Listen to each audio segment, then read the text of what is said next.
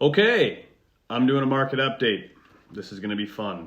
Okay, I've got Dakota County up on my screen over here, so I'm going to share with you guys some wonderful statistics. One that sticks out to me is our change in new listings.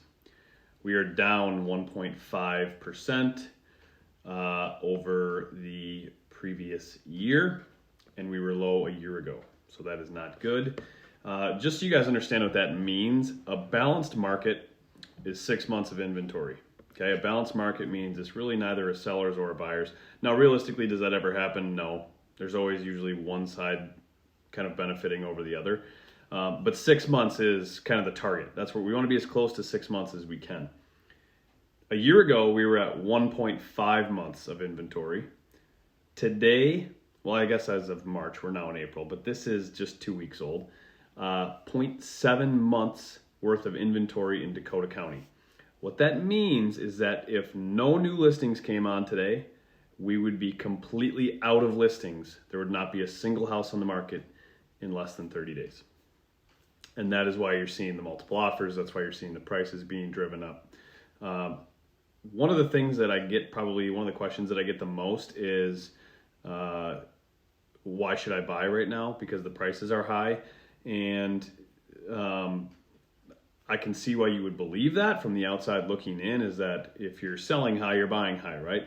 Well, the opposite side of that is that our interest rates are so incredibly low that actually you have to look at the affordability index. And the affordability today, even at those inflated prices, because of the low rates, that house is most likely more affordable to you than it was 3-4 years ago, which is pretty wild.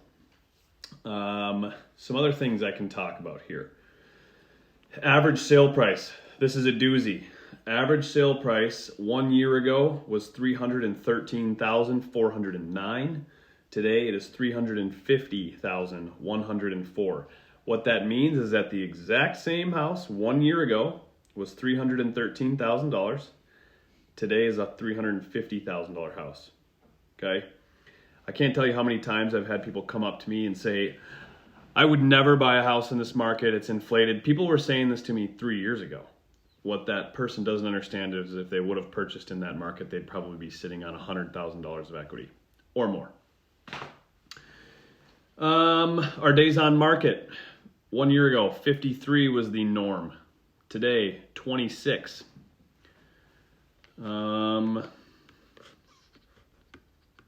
See what else we got in here. There's some other things we can talk about. Here's a good one. Okay, about 60 days ago, I had the pleasure of working with a wonderful couple that was moving up here from Los Angeles. God bless that city. It's things are going to change there. Save up your money if you live out there and get ready to buy a house. But I was helping a family move here from LA, and we found a house in St. Paul. That house had, do you remember how many offers that had?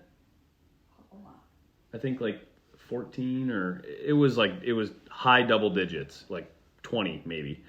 And we wrote $85,000 over asking price. Okay.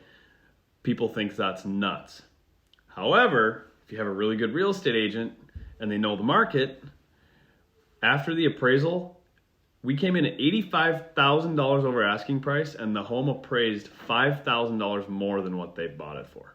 So they moved into a home with equity after paying $85K over asking price. That is awesome. Everybody's biggest concern right now, if you own a home and you're looking to make a move, is definitely going to be the thought of selling it really, really quickly and not having anywhere to go. And I can totally understand that. At the same time, we have a 100% success rate on not letting anybody go homeless and live under a bridge. We always find a way. That said, there's no two situations that are the same. Everybody's unique in that they have different needs, they have different timelines. Some have kids, some have dogs, some can't do this, some can do this. There's no one size fits all. So every single time that we come across a different scenario or a different family who has to sell a house and then move into one, we have to put together a strategy unique to that person's situation. And we can do that through a lot of different things. We can negotiate closing dates far out. We can negotiate rent back agreements. There's so many different things that we can do to get creative. And so it's just really important to have somebody that's very creative so you can navigate that space. Are